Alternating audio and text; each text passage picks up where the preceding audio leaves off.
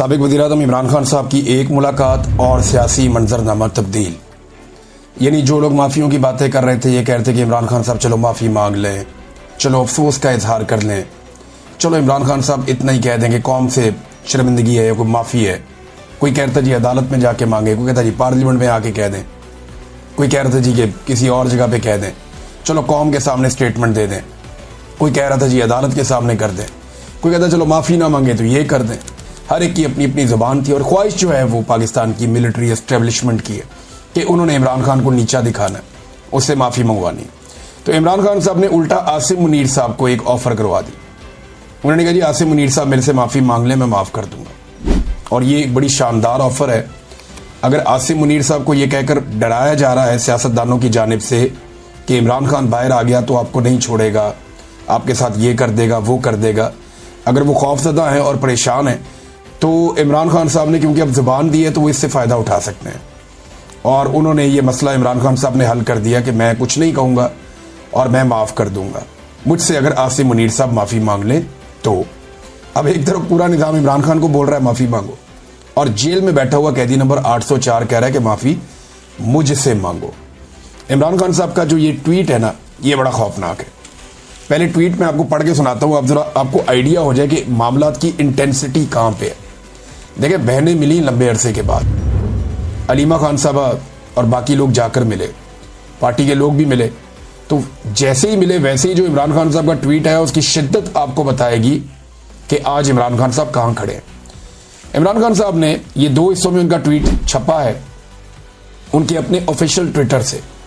वो कहते हैं कि आसिम मुनीर, पहला लफ्ज ही आसिम मुनीर है। आसिम मुनीर में ताकत की बहुत भूख है, इसीलिए इसने बदतरीन आमरीत कायम कर रखी है। मुझसे माफ़ी का मुतालबा करने के बजाय आसिम मुनीर को मुझसे माफ़ी मांगनी चाहिए।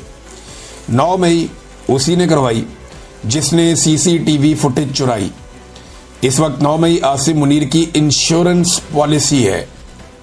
मुल्क में हाइब्रिड सिस्टम नहीं, आसिम मुनीर की डिक्टेटरशिप कायम है। फस्तायत और जबर में तमाम हुदूद पार करते हुए मेरे ख़ानदान के गैर सियासी लोगों को मुसलसल निशाना बनाया जा रहा है। मेरे 2 भांजों शारेज और शेरशाह को भी अगवा कर दिया गया, हालांकि इनका सियासत से कोई ताल्लुक नहीं है। मेरा भांजा शारेज जो एक बेहतरीन एथलीट है, उसे भी उठा लिया गया। मुझे मुकम्मल तौर पर कैद तन्हाई में रखा गया है। 3 माह में मेरी महज 3 मुलाकातें करवाई गई हैं। मेरे वकला और अहले खाना तक से मुलाकातें कई माह से रोक दी जाती हैं। ये सब कुछ मुझ पर दबाव डालने के लिए किया जा रहा है। मेरे साथ 8 माह से बुशरा बेगम को भी कैद तन्हाई में रखा गया है। ऐसा सलूक औरतों के साथ पाकिस्तान की तारीख में कभी नहीं किया गया। फैसल बाडा जो एस्टेब्लिशमेंट का तर्जुमान है, उसने बुशरा बेगम के हवाले से बयानात दिए कि वो मुझसे अलहदगी इख्तियार कर लेंगी।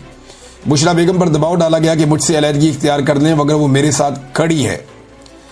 इससे पहले जब आसिम मुनीर को DGISI के ओहदे से हटाया तो उसने जुल्फी बुखारी के जरिए बुशरा बेगम से राब्ते की कोशिश की, लेकिन उन्होंने इनकार कर दिया।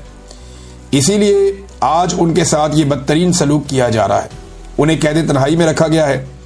उनको खराब हालात में रखे जाने पर करंट लग चुका है। ये सब कुछ आसिम मुनीर करवा रहा है। इसमें ना कोई इखलाकियात हैं और ना इस्लाम की समझ है। आसिम मुनीर के लिए मेरा पैगाम है कि मुझ पर दबाव बढ़ाने के लिए चाहे मेरे ख़ानदान में से जिस मर्जी को कैद में डाल दो, मैं ना झुकूंगा ना इस जुल्म को कबूल करूंगा। मैं अपनी हकीकी आज़ादी की जद्दोजहद हर हाल में जारी रखूंगा। अदलिया तबाह, मीडिया खामोश और पुलिस से ऐसे काम करवाए जा रहे हैं जिससे वो क्रिमिनलाइज हो चुकी है। ऐसा तो याया खान के दौर में भी नहीं हुआ। पुलिस को तहरीक इंसाफ के लोगों के खिलाफ इस्तेमाल किया जा रहा है, जिसकी वजह से मुल्क में जराइम की शरह बढ़ गई है। मुल्क में बेरोजगारी उरूज पर है। SIFC से मईशत ठीक नहीं होती बल्कि अवाम के एतमाद और कानून की हुक्मरानी से ठीक होती है। इन चोरों को हम पर मुसल्लत कर दिया गया है जिनकी करप्शन और मनी लॉन्ड्रिंग के सबूत मुझे खुद ISI देती रही है।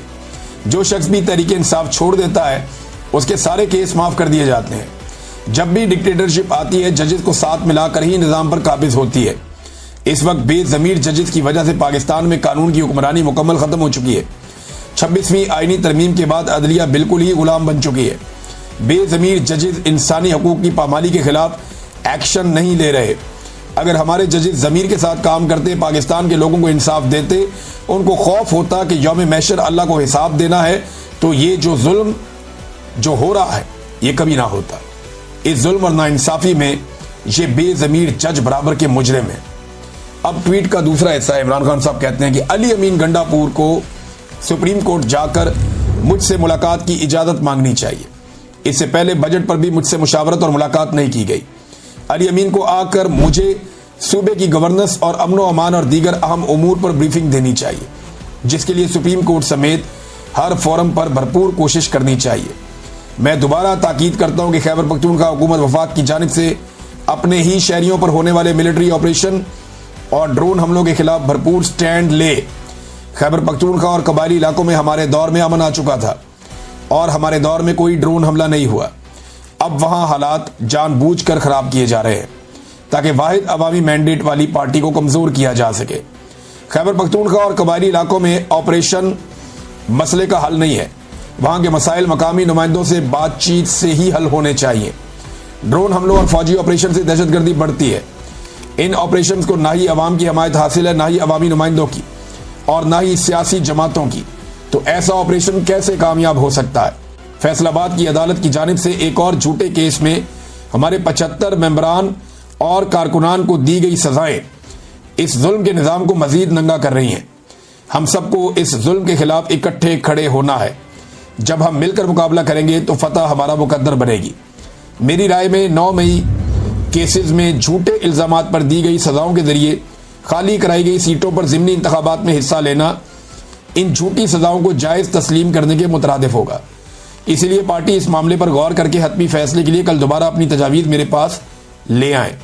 हमाद अजहर का हल्का मियाँ अजहर की वफात के बाद खाली हुआ है। इस सीट पर हम इलेक्शन लड़ेंगे। जो जुल्म और फस्तायत इस वक्त पूरे मुल्क में जारी है, उसके खिलाफ पेशावर में एक ग्रैंड जरगा किया जाए, जिसकी तारीख का ऐलान पार्टी करेगी।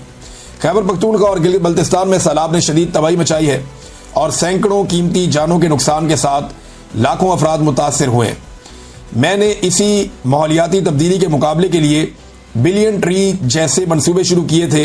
नादरीन, पाकिस्तानियों की राय पाकिस्तान में सबसे मुकद्दम होनी चाहिए और उन्हीं की राय को तस्लीम किया जाना चाहिए। गो कि पाकिस्तान की एस्टेब्लिशमेंट ने और मौजूदा रजीम ने अवामी मैंडेट का एहतराम नहीं किया, लेकिन अवाम चाहती क्या है, ये मामला अवाम के सामने पहुंचना चाहिए। हमने इस हवाले से एक लेटेस्ट सर्वे किया है। कुछ चीजें मैं आपके सामने रखने जा रहा हूं। नंबर 1 ये है कि जो पहला सवाल हमने लोगों से किया, पाकिस्तानियों से, वो सवाल ये है कि आपको किस लीडर पर भरोसा है जो पाकिस्तान को मौजूदा मसाइल और बहरानों से निकाल सकता हो। ये पहला सवाल है कि आपको किस लीडर पर भरोसा है जो पाकिस्तान को मौजूदा मसाइल और बहरानों से निकाल सकता है। अब लोग जो है वो एक ही लीडर इस वक्त बहुत मकबूल है, वो ऑब्वियस है कि लोगों का टिल्ट वहां पे है। तो उसी लीडर के बारे में 3 सवालात हमने मजीद लोगों से पूछे। एक सवाल हमने ये पूछा कि आप अगले इंतखाबात में, चले एक और टेस्ट ले लेते हैं ना, कि आप अगले इंतखाबात में किसे वोट डालेंगे? नवाज शरीफ को, जरदारी को, MQM को, या PTI को, या किसी और जमात को, फजल रहमान को, ANP को, किसको आप अगले इंतखाबात में किसे वोट डालेंगे?